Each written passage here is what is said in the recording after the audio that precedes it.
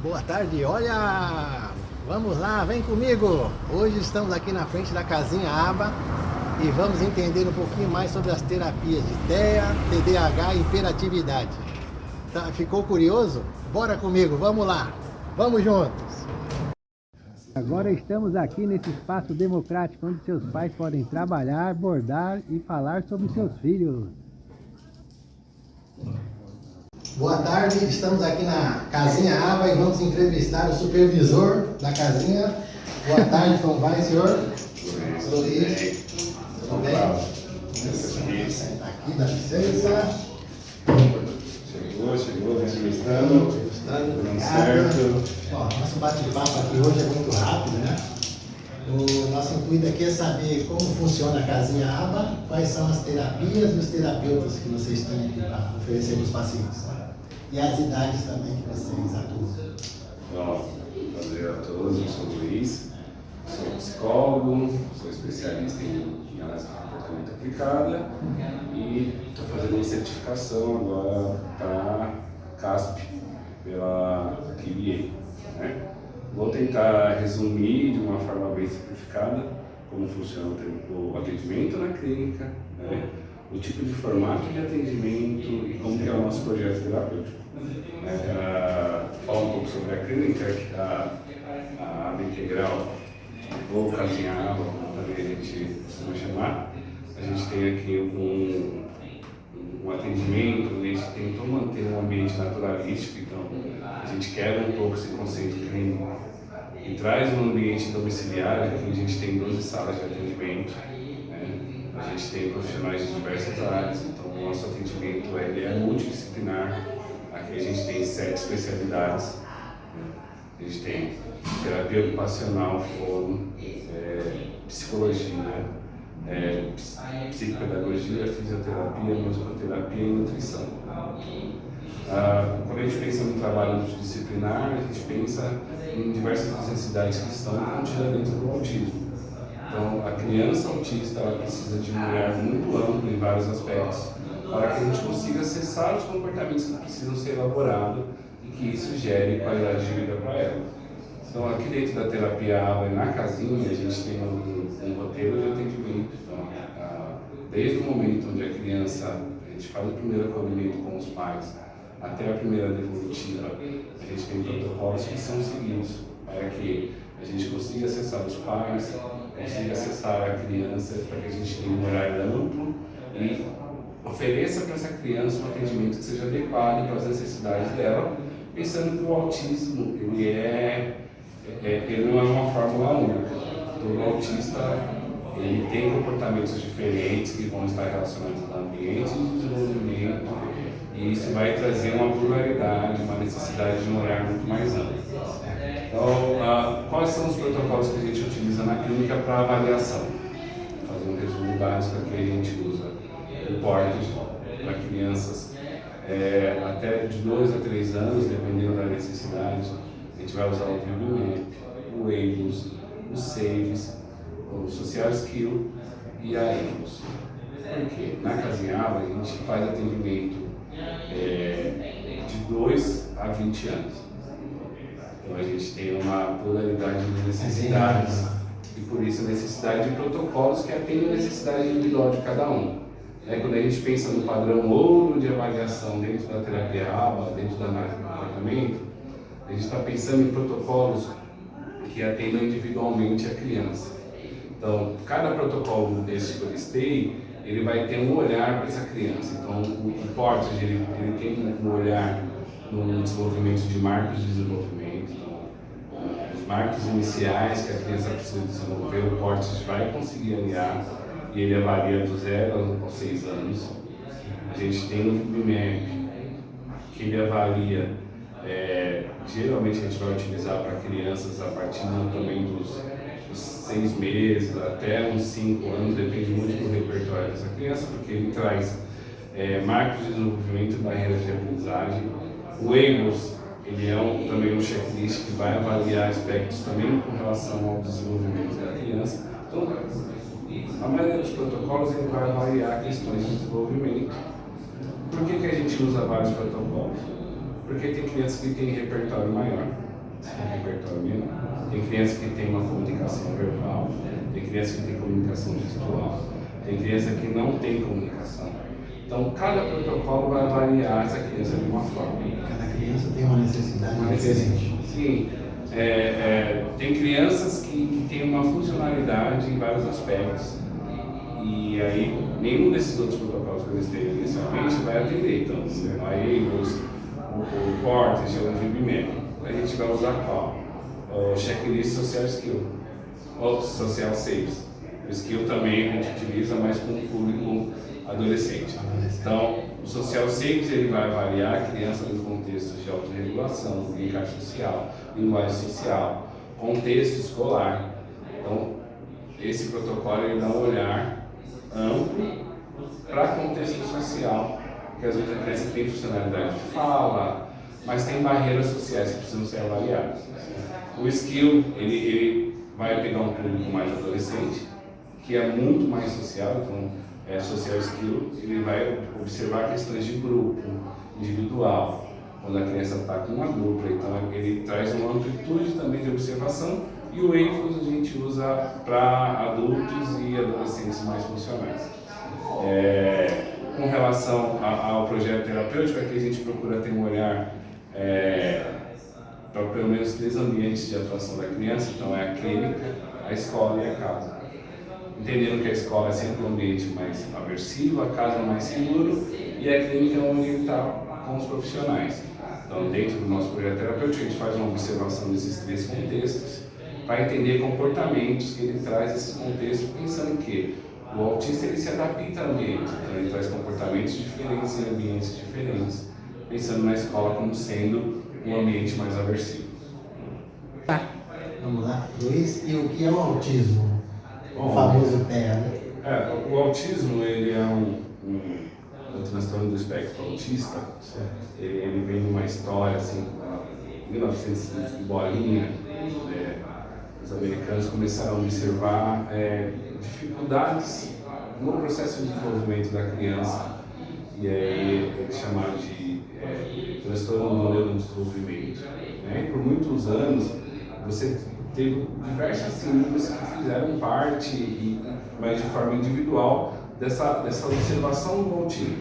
Então, em 2013, e aí eu vou fazer esse salto histórico, porque eu acho que é o que vai trazer mais informação. Então, em 2013, o DSM, que é o Manual Diagnóstico, que é o que norteia todo o processo diagnóstico da área da saúde, ele fez uma revisão sistêmica e ele observou diversos transtornos e síndromes que tinham características semelhantes, só que não eram diagnosticados como autismo. Então você tinha um Asperger, você tinha Tourette's. E para que você pudesse de fato fechar um diagnóstico de autismo, tinha alguns critérios muito rígidos, né? Então a criança precisaria atender 100% dos critérios para que ela fosse diagnosticada com um transtorno do espectro autista. Em 2013, após essa revisão, o que o DSM faz? Ele engloba uma série de transtornos e síndromes e fala, tudo isso aqui é autismo. Então, a partir disso, você tem um diagnóstico muito mais prematuro, você tem uma facilidade no processo diagnóstico, e isso facilita com que você observe crianças autistas, porque a partir de 2013 você não precisa preencher 100% do critério. Se você preencher 100% do A e 50% do B, a criança está dentro do transtorno do espectro autista. Então, quando a gente pensa em transtorno do espectro autista, a gente está falando de uma dificuldade que a criança tem, e isso é grosso modo, eu acho que cientificamente você vai ter um aprofundamento nessa teoria, mas é uma dificuldade que a criança tem de lidar com o externo. Então, a criança autista ela tem muita dificuldade em lidar com as frustrações que vêm de fora, né? Então, o processo terapêutico e a criança autista, por que é necessário esse processo? É para que a gente possa ampliar esse olhar da criança que está voltando para ela, para que ela veja o meio social. Por isso que apresenta muita dificuldade de interação. A maioria das crianças autistas vai apresentar dificuldade de fala. Por que a dificuldade de fala? Porque como que a gente socialmente aprende a fala? Através da imitação.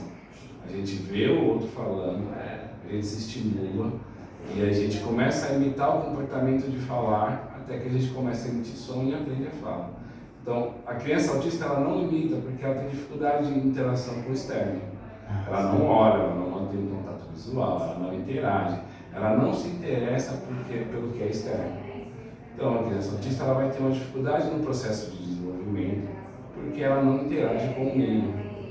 Muitas vezes ela vai interagir com a mãe, mas às vezes é uma interação limitada, né? E aí, o autismo é justamente essa dificuldade de interagir com o meio. Basicamente, é lógico que existe conceitos muito mais aprofundados, mas eu acho que o intuito não é ser totalmente teórico, é ser simplificado para que a pessoa entenda que o autismo não necessariamente é um rótulo que a criança segue para a vida inteira. Ela é uma condição, é um transtorno, e é algo que é tratável, ela não tem cura, mas o autismo é tratável. Então, uma criança autista, ela pode entrar dentro de uma normalidade de vida? Sim.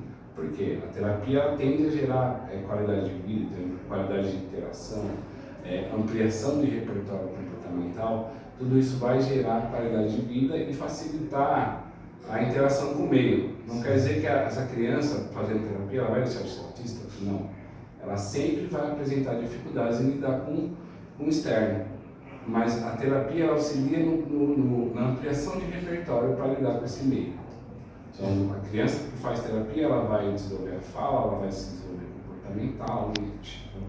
Ela vai ser estimulada. Ela vai ser estimulada para que os marcos de desenvolvimento que estão em atraso sejam estimulados para que ela consiga se desenvolver dentro do que é esperado para aquela criança. Certo. Cada criança vai ter um processo, por isso que a necessidade de protocolos diferentes para crianças diferentes. E no próximo pergunta, até talvez eu fale um pouco mais sobre a terapia ABA, que é algo que vai trazer um pouco da importância do diagnóstico, da importância da intervenção e de que forma que a intervenção é feita e por que a terapia ABA é o método mais indicado para tratar crianças autistas. Não é o único método, mas é o mais eficaz, é o que traz mais resultado a longo prazo. Pode falar? Pode. Só mais uma dúvida, no caso, vocês atendem dos 2 até os 20 anos, né? Sim. Aí a partir dos 20 anos, como é que funciona depois, o adulto, no caso? Olha, o adulto, a gente faz atendimento com adultos aqui, num formato diferente de atendimento.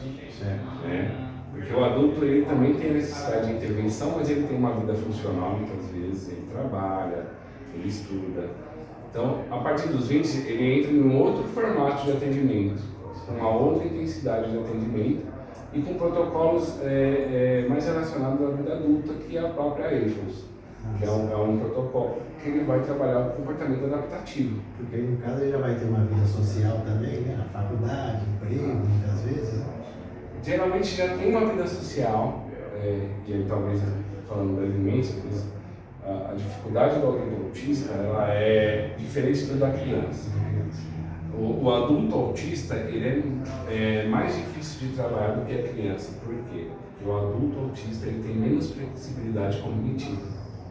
Então, uma criança de 6 meses que começa a ser estimulada, desde os 6 meses, ela tem uma plasticidade neural para aprender novos comportamentos, que o adulto, pensando nessa construção histórica, ele vem se enrijecendo ao longo do tempo. Então, ele aprende a lidar com as dificuldades do meio de uma forma, muitas vezes, abrupta. Né? Então, ele vai assimilando isso e vai criando ali meios, às vezes, de lidar com o social se anulando. Então, ele vai anulando a parte emocional, ele vai anulando as dificuldades e aí ele vai se enrijecendo, porque muitas vezes ele efetivamente não é um adulto feliz, mas para ele está funcionando. Então, muitas vezes o ambiente ali para ele é aversivo, mas ele consegue lidar com o ambiente e ele permanece, porque as mudanças são mais difíceis.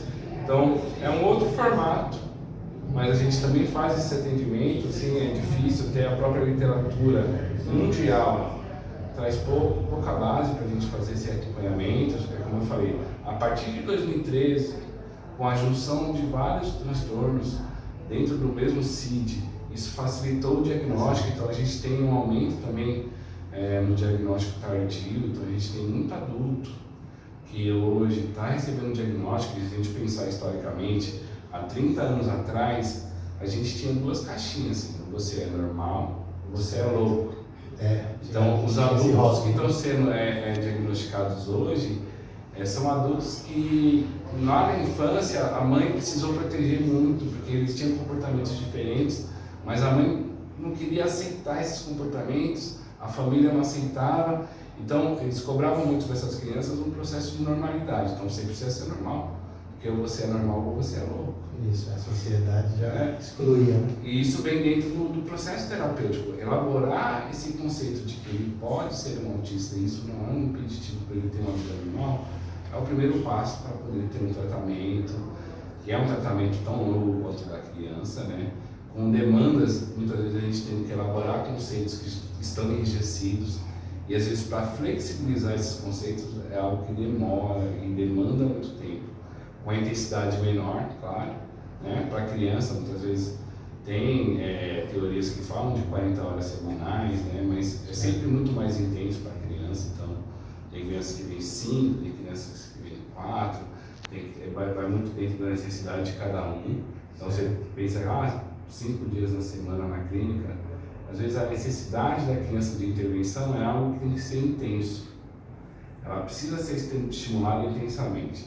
Aí quando a gente pensa em estar na clínica, é algo intenso, mas se você pensar, a gente está sempre dentro de instituições. Então a criança passa 5 dias na escola, e por que não ficar na clínica? Às vezes é menos aversivo estar na clínica, porque ela vem e passa com outros profissionais, com diversos profissionais, faz várias terapias. A gente tem musicoterapia que traz um pouco do lúdico, da música, para tornar aquilo mais leve. Eles interagem bem com a música? Interage. A musicoterapia é algo que vai trabalhar o lado emocional através do lúdico, através da canção. E a música é algo emocional, ela gera muita emoção. A gente associa momentos à música, né? Então, às vezes a gente ouve uma música e isso remete a gente a um momento feliz, ou remete a gente a um momento triste. Não sou um especialista em musicoterapia, mas basicamente essa estimulação através do som. Mas aqui tem também uma outra situação bem importante, né? Interessante também, que é a nutricionista. Quando a gente pensa na dificuldade de interação com o meio, a gente está falando da alimentação. E a alimentação é algo externo, né? E aí a seletividade alimentar é algo que está presente, não em todos, né? Porque não tem um padrão, mas na maioria dos autistas, né? Ele vai ter uma dificuldade em se alimentar. Quando a gente pensa em dificuldade de se alimentar, não é gosto, às vezes é textura, às vezes é cheiro, às vezes é algo sensorial. Então a nutricionista ela vem com um papel de avaliação da necessidade dessa criança. Por quê? A criança não se alimentar, ela vai prejudicar a longo prazo, né? Então a nutricionista ela tem o papel de fazer essa avaliação inicial, entender o tipo de seletividade que a criança apresenta, para que a partir daí a gente consiga intervir, porque se for algo sensorial, a gente faz a conexão da nutricionista com a terapeuta ocupacional, para entender de que forma que a gente vai diminuir essa sensação ao pegar, de repente, um alimento mais pastoso, um alimento mais crocante. Então, tem essas nuances nas dificuldades de se alimentar. Por quê? Porque a seletividade é algo muito amplo. A gente fala de seletividade alimentar, mas ela pode ter várias origens.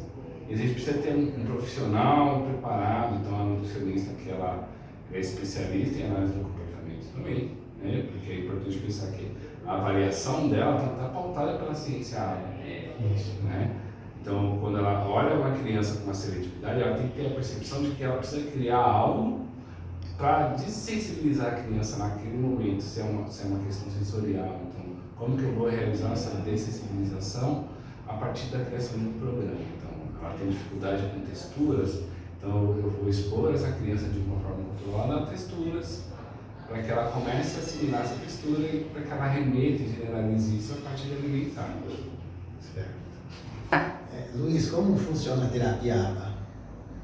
Bom, a terapia ABA ela é baseada no comportamento verbal, que é uma teoria do Skinner, né? que é o pai da análise do comportamento, é o pai da psicologia comportamental, né? essa teoria do ABA, ou seja, análise do comportamento aplicada, ela foi organizada por Lovaas, né, que foi o psicólogo ou analista do comportamento, que começou a formular essa teoria de que a gente precisa de uma intensidade de intervenção e de uma organização de que forma que a intervenção vai ser realizada. Então, como que ele imaginou? Ele falou, tem uma criança que tem determinada dificuldade. Eu preciso gerar um programa de ensino, um programa de intervenção comportamental para trabalhar essa dificuldade. E ela precisa ser trabalhada nessa dificuldade de forma intensa, para que isso gere uma mudança comportamental. Porque ele observa que isso é uma dificuldade. Então, Lovaas, ele fala assim, a análise do comportamento aplicada, ela precisa ter uma metodologia. Ele cria metodologia de aplicação da análise do comportamento. Então, ele cria várias ferramentas para que isso se torne uma metodologia científica. Então, a terapia ABA que é feita no Brasil é a terapia ABA que é feita nos Estados Unidos, que é feita em todas as partes do mundo, porque é um método científico que é reproduzido. Ele é reproduzido aqui no Brasil, é reproduzido nos Estados Unidos. Os Estados Unidos eles estão à frente do Brasil, lógico, em análise do comportamento. Lá, a análise do comportamento é feita na escola, feito em casa, os pais são aplicadores ABA, então eles têm um conceito diferente sobre a análise do comportamento. No Brasil, teoricamente recente, né? Vamos pensar que há poucos tempos atrás ninguém nem sabia falar o que era análise do comportamento. Hoje em dia está aí, todo mundo fala sobre análise do comportamento, você tem um boom de clínicas, né? Então, basicamente eu vou falar como funciona a terapia ABA aqui dentro da clínica. Então a criança chega, a gente faz a avaliação inicial. Essa avaliação inicial, a gente observa as necessidades comportamentais, a gente define os protocolos que serão utilizados. Então, o fono, o TO, a psicologia, essas três, inicialmente faz uma avaliação e entende, olha, essa criança tem necessidade X, eu vou usar o VIBMAP. Muitas vezes o VIBMAP por si só vai dar parâmetros para todas as outras especialidades criar programas de ensino. Que é o quê? O VIBMAP ele vai olhar os marcos de desenvolvimento e as barreiras de aprendizagem. Essa aplicação, às vezes, é um protocolo que é dividido em 3 níveis. Então, conforme o repertório comportamental da criança, ela pode ir até o 3º nível, e cada nível ela vai avaliar a criança em alguns aspectos, mando, tato, intraverbal, que está ligado ao comportamento verbal do Skinner.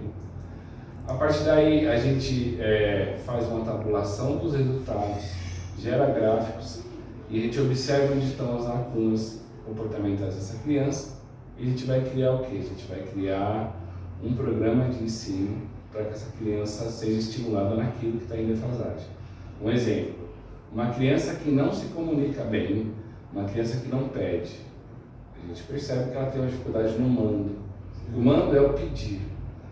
A gente vai gerar um programa de ensino aqui na clínica que ela será estimulada a pedir. Então, como que funciona? A gente vai observar o que é reforçador para a criança. Então, criança que de repente gosta de um ursinho tal, isso é um reforçador para ela, é o que ela gosta. A gente vai usar esse estímulo para trabalhar a dificuldade que ela tem de mando. Então, um exemplo básico, né? A criança está dentro da sessão do set terapêutico, a gente vai dar estímulos que são não reforçadores, e o reforçador, a gente gera um pequeno obstáculo para que ela aponte, para que ela peça aquele item reforçador.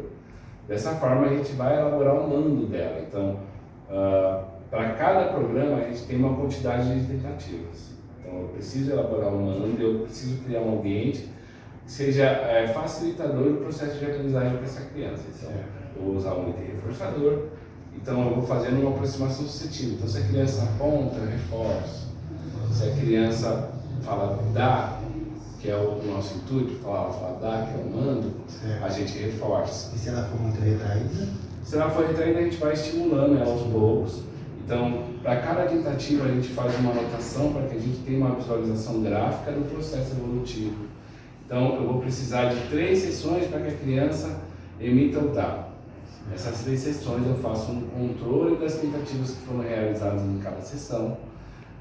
Depois é feito um gráfico a partir dessas tentativas, e eu vou avaliar esse gráfico e entender se o método que foi utilizado para a estimulação está dando resultado, qual que é o índice de acerto, ou seja, o índice das vezes que a criança emitiu o mundo. Então, chega um índice de 80% de acerto, eu sei que a criança ela começou a assimilar o mundo. Então, ela já tem esse comportamento. Aí eu vou fazer a avaliação e entender se a gente mantém esse treino por mais de 1 ou 2 sessões, ou se a gente coloca ele em stand-by e retorna em outro momento. Então, isso é o programa de ensino. Então, a gente vai estimular ela, a gente vai observar o processo evolutivo e depois a gente entende se a gente mantém ou não o programa de ensino ou se a gente passa ela para um outro nível.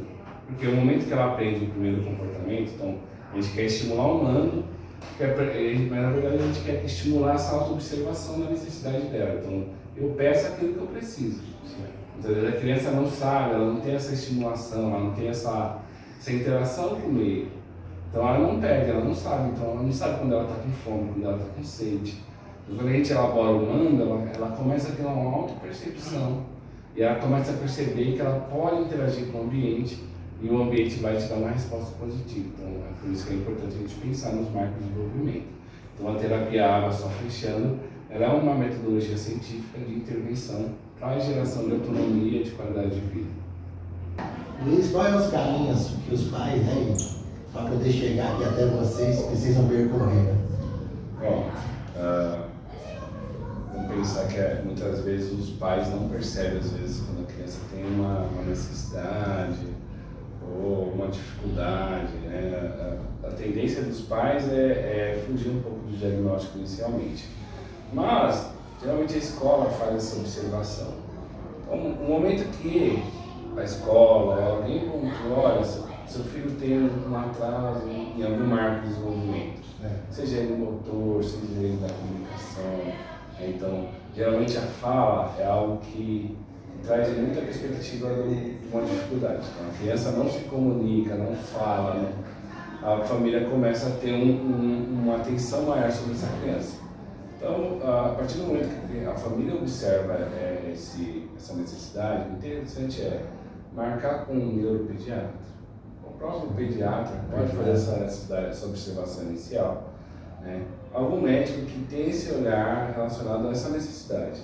Então, o ideal seria o quê? A família fazer uma avaliação neuropsicológica para entender a amplitude das necessidades dessa criança. Então, nessa avaliação neuropsicológica, geralmente a neuropsicóloga já dá um indicativo de necessidade que a criança tem.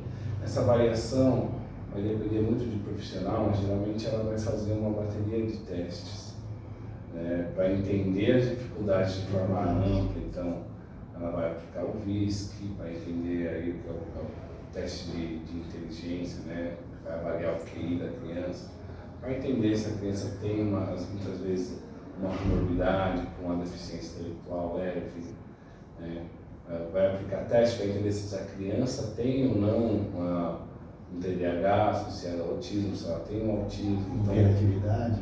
Então a avaliação neuropsicológica ela vai ter um olhar amplo, porque ela vai avaliar com vários testes, que vão olhar várias características necessárias para aquela criança no processo de desenvolvimento, e a partir daí ela vai dar um indicativo de possibilidade diagnóstica, né? Porque quem fecha o diagnóstico é o médico. Então, o médico que solicitou a avaliação, ele vai pegar esse laudo, ele vai entender, pô, legal, aqui ele está trazendo tal indicativo, então eu vou fechar o laudo de autismo. E geralmente ele vai solicitar exames clínicos também, mas esses exames clínicos o exame clínico por si só não tem a capacidade de avaliar o autismo. Então, não existe nenhum exame clínico que detecte o autismo. O exame clínico é para descartar possibilidades de. Então, está sendo glúteos frágil, de outras síndromes que vão estar relacionadas a uma malformação genética. Né? Então, esses exames clínicos vão ser solicitados. Mais avaliação, então ele vai avaliar. A partir daí ele já tem meios para fechar o diagnóstico. Fechou o diagnóstico, o médico vai dar o indicativo, precisa vir do médico o indicativo para a terapia ABA com as necessidades. Então, tem crianças que vêm com necessidades diferentes. Então, crianças que vêm com necessidade de fono, TO, psicologia, musicoterapia, fisioterapia.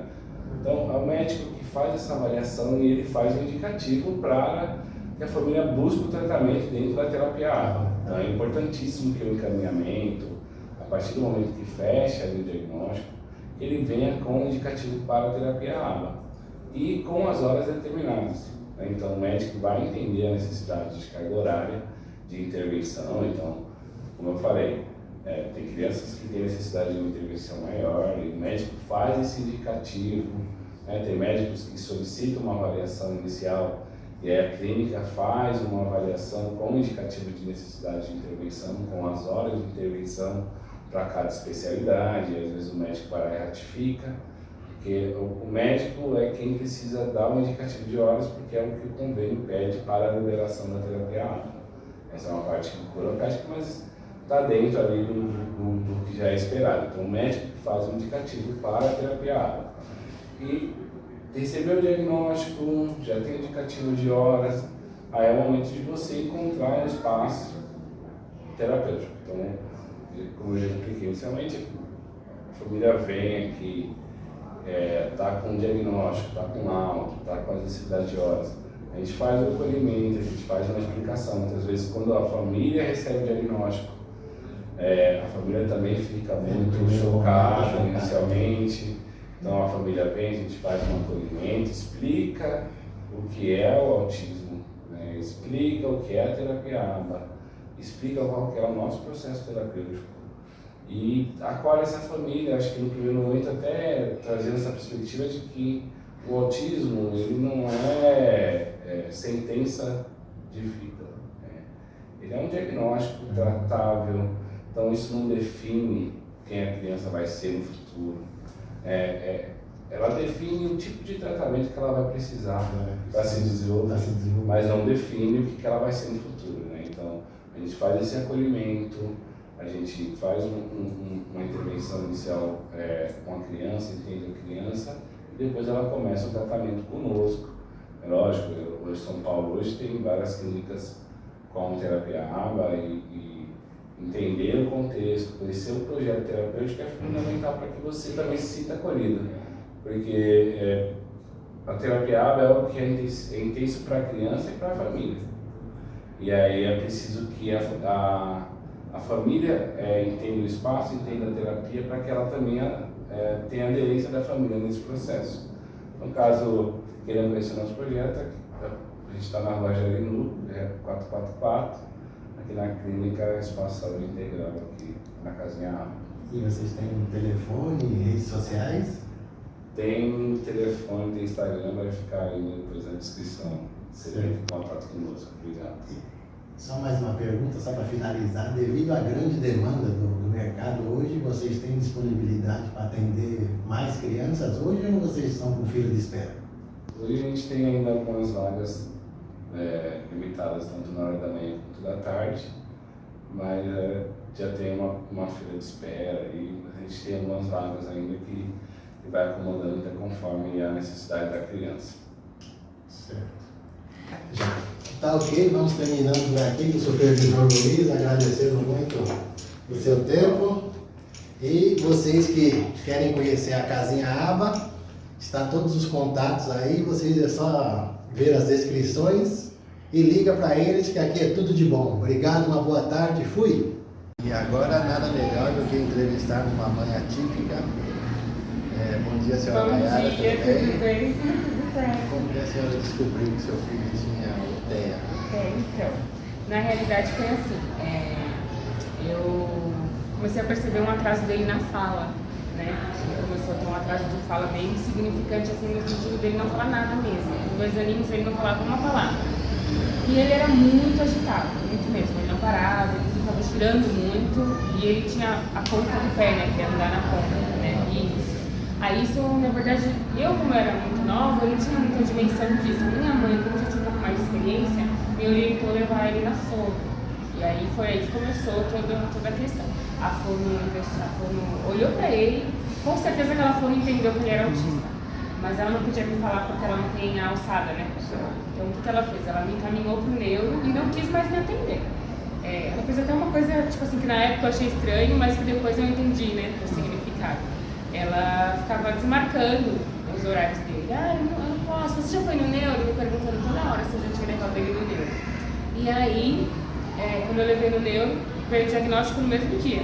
Ela fez um monte de perguntas sobre ele e observou ele durante uns 40 minutos. Eu saí de lá já com um laudo, com encaminhamento para as terapias, com a possível medicação que pudesse deixar lá na frente, com tudo certinho. Então foi meio mais ou menos assim, a descoberta. E como foi receber o diagnóstico?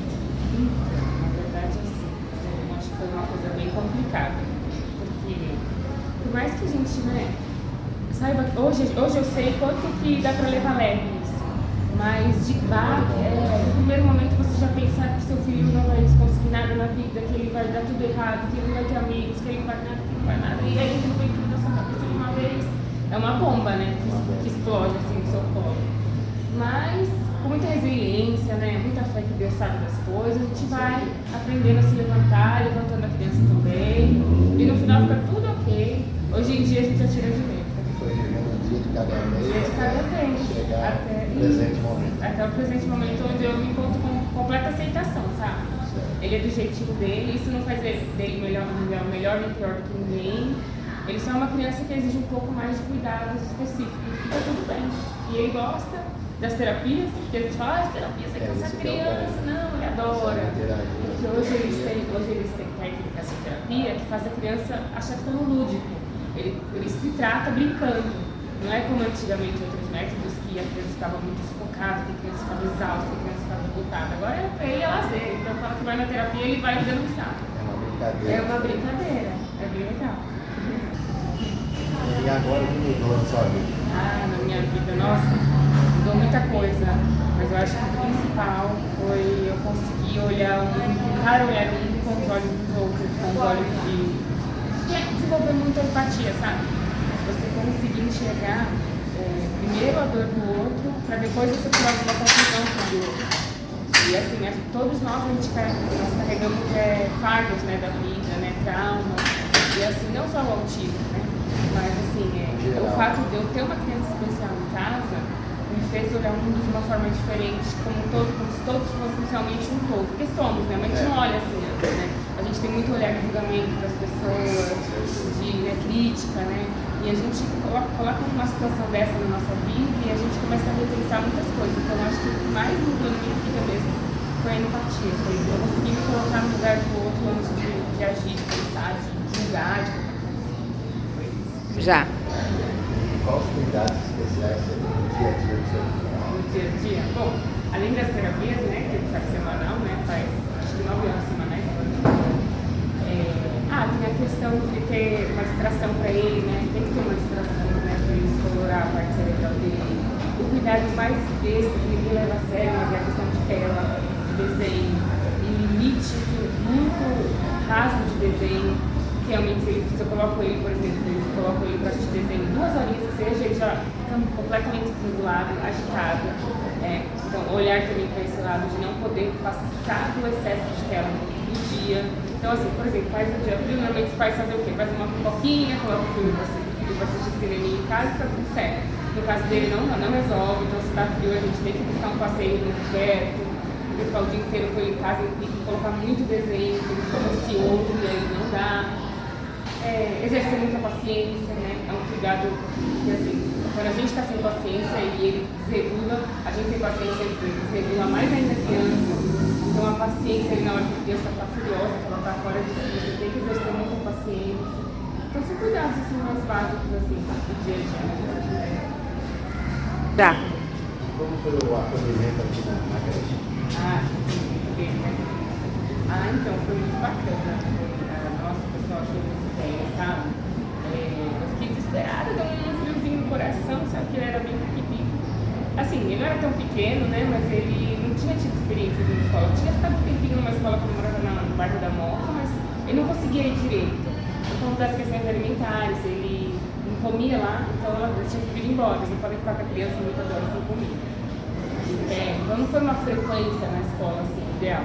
Aí aqui deu um friozinho no coração, mas eu já percebi de cara que elas eram 10, cara. Elas são 10. Muito aqui, eles prestam, eles são muito humanos aqui com as crianças, eles respeitam o espaço da criança, a individualidade da criança, a liberdade da criança de ir, de tomar suas próprias decisões. Ai, eu não tenho nem o que dizer, é maravilhoso. Já sabe como lidar com as crianças, sabe? Eles não só cuidam dos filhos, eles zelam pelos filhos. Eles cuidam com amor, eles põem amor na história. E aí muda o contexto, né? Não vira só uma escola, vira meio que uma família, né? É bem legal. Você quer fazer suas considerações finais, deixar uma mensagem? Primeiro eu quero agradecer também, já que a gente está falando aqui, todo o pessoal daqui do CIC, né? Eles são fantásticos. Eles são fantásticos, queria agradecer. Sobre as considerações finais, acho que vai mais para as mãezinhas, né? E paizinhos, né? Que passam por... Ou então às vezes vó, porque tem criança que não é criada.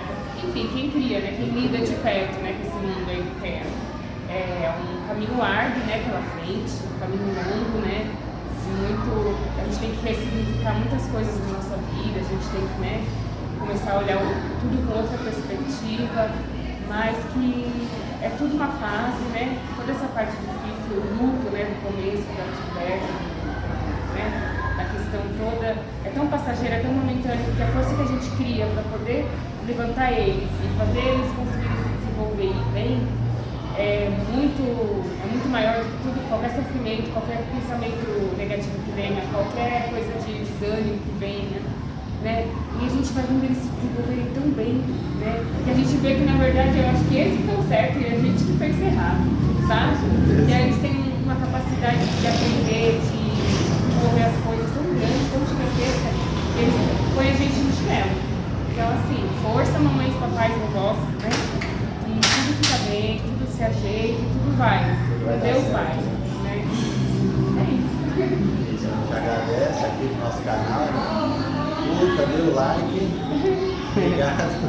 Tudo de bom para vocês, pais e mães aí, crianças com TEA e jovens com TEA.